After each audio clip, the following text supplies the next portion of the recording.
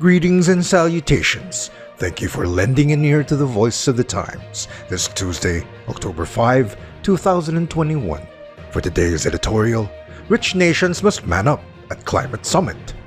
Shoved out of the limelight by the coronavirus pandemic, climate change takes center stage once again at the United Nations Climate Change Conference, or COP26, to be held in Glasgow, Scotland in November.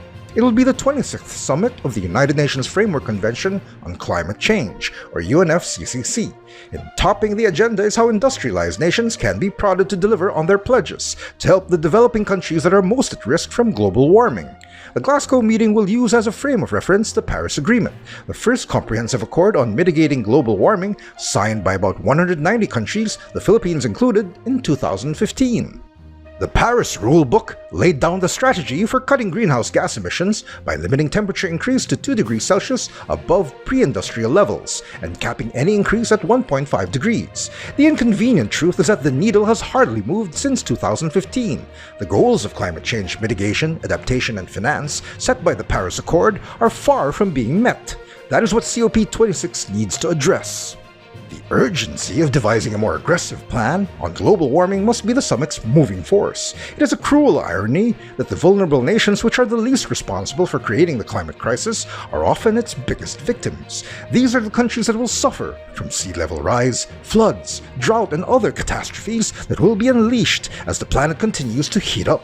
Meanwhile, the economic giants, among them the world's biggest carbon dioxide emitters, are too immersed in resolving problems closer to home, such as political unrest and the COVID pandemic.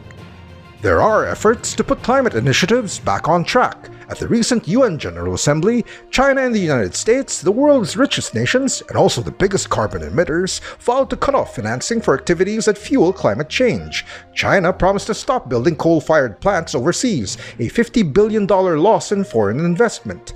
US President Joe Biden also vowed to channel more funds to poor countries to help them fight climate change. But more needs to be done. The Paris Agreement called for raising $1 billion a year until 2020 to support climate change programs. That target has not been achieved. At a rally outside a pre-COP26 conference in Milan, Italy last week, climate activist Greta Thunberg led the clamor for governments to make good on their promise to step up efforts to develop substitutes for fossil fuels.